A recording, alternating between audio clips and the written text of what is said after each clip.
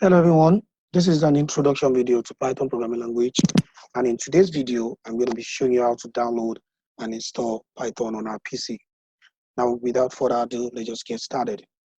The first thing you need to do is to type in python.org on the address bar, or you click on the link in the description below. Now the next step would be that you click on the download button to download the latest version of Python on your PC. Now, this latest version 3.1, 9.1 would not work on lower versions of Windows. That is, any Windows version that is below Windows 8.1 would not run. So instead of that, you click on Windows, and then you select the old version, which is what? Version 3.8.7.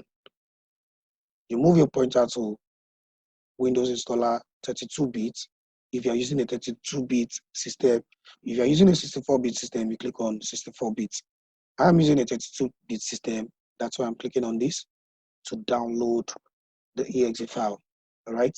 So after you've downloaded your exe file, the next thing you need to do is to install. Now, how do we install? You only need to just double click on this exe file, and then it's going to prompt you to run the code to run the exe file. Just click on run.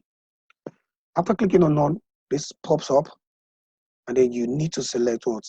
Install now. This is the recommended step for you to take to install. Do not customize for now.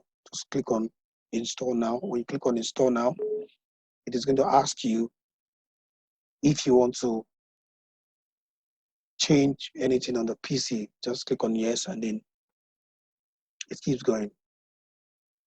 So after you're done installing, you're ready to write your Python code. And in the next class, I will be showing you how to understand some of these concepts in computer science using Python. I hope you enjoyed this video. I hope it's not